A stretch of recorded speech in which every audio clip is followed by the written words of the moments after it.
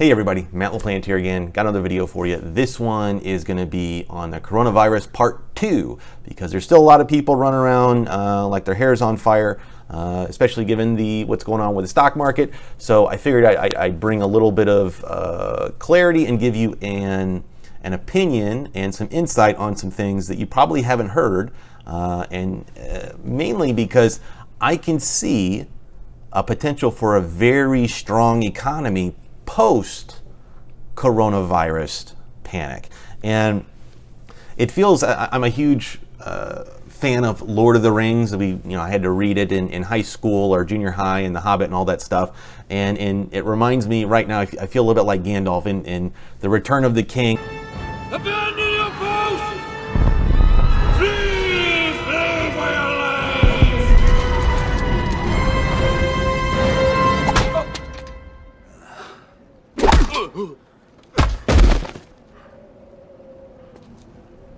Prepare for battle! Because I'm telling people that this probably isn't going to be as bad as they think long term. So with that being said, what I'm about to go over, this assumes that millions of people worldwide are not going to, in fact, die as a result of the coronavirus.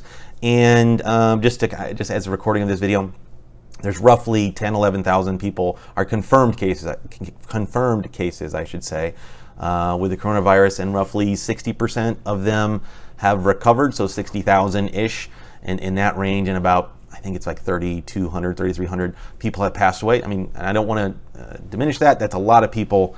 It's a lot of human suffering, but not enough to cause the panic that we're seeing, in my opinion. So what I'm going to go over are the 4 reasons why I can see a lot of potential for our economy doing very, very well, and also potentially then the corresponding stock market. So I'm going to go over those 4 things, and then I'm going to go over, really break people into 2 groups: those who are approaching retirement in the next year, and those who are approaching retirement next year and are retired, and then those who have more than a year from retirement, and kind of give you my thoughts on how you should be thinking about what's going on with the coronavirus. So let's start with reason number one. Reason number one, in case you haven't heard, interest rates got lowered by 0.5%.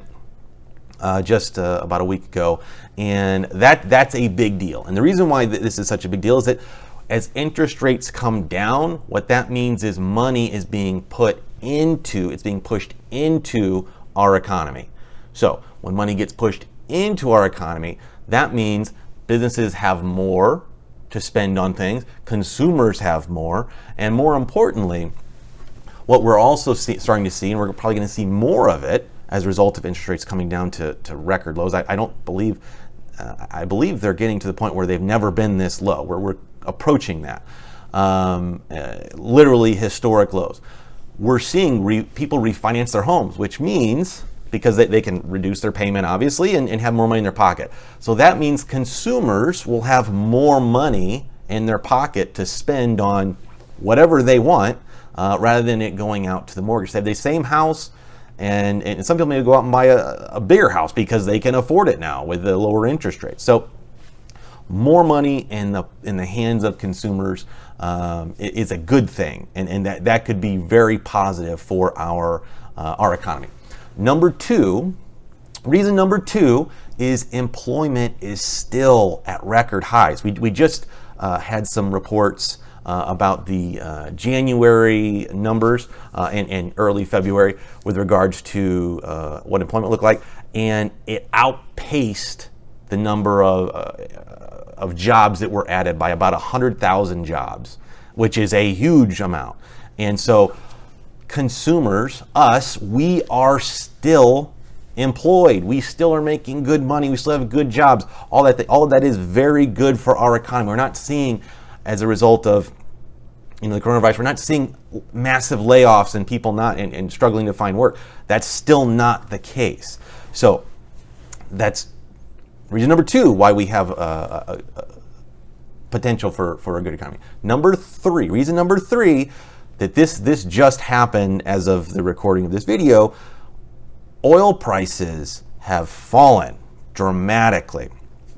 So we're currently right around $34 a barrel, and the last time we were this low, I believe it was November-ish of 2016, and we were about $26 a barrel. So I mean, it's getting pretty low. And so for those of you who we've had conversations about, what if you've seen the train station video, you'll understand this. But I've talked about this numerous times.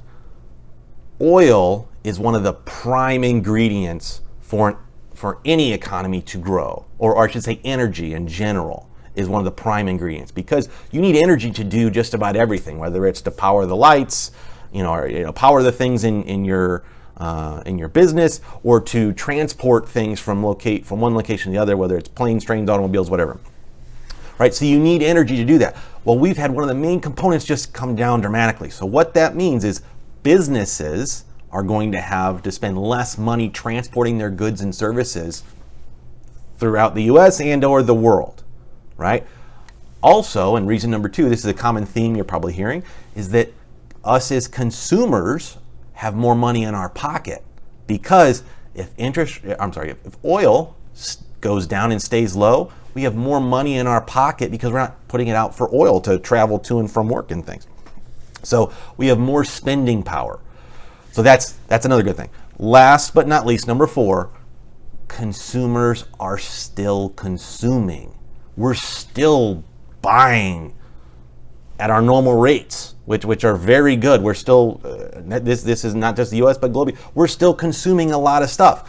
Now, some people have just made we'll call it a slight change in their purchasing habits, and what I call we'll call it the panic prepper purchases, where they're panicked about maybe getting the coronavirus or being quarantined or something like that, and so they're panicked and prepping for the worst, and so they're buying a lot of things. But all of this suggests that consumer activity is up. All four of these things are very good for an economy, which by and large, before the coronavirus was even an issue, we had a very good economy. Things were going well, employment was good, companies were hiring, earnings and things were looking very good. So if we get out of this coronavirus panic, and all of these things are still in play, like what I just mentioned, that is all what looks like it could stoke the fire for a very strong economy going forward, and then potentially very strong stock market. So as I mentioned, the two different areas are two different segments of people that will break down in terms of how you should be viewing the recent issue with the coronaviruses. So let's start with those who are really less than a year from retirement, or are in retirement.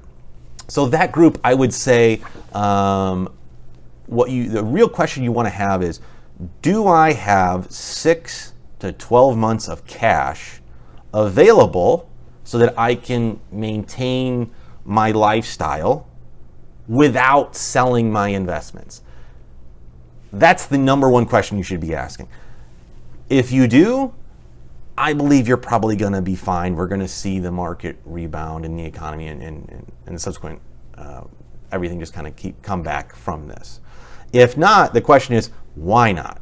And if you don't, I would say give me a call and let's go over that, because you really should. That's something, when the market is at record highs, you should be saying, you know what, let's make sure we have enough cash available so that we don't have to in the event of a drawdown. That's just generally what you want to be thinking about when you're in retirement or coming very close, like I said, under less than a year from retirement.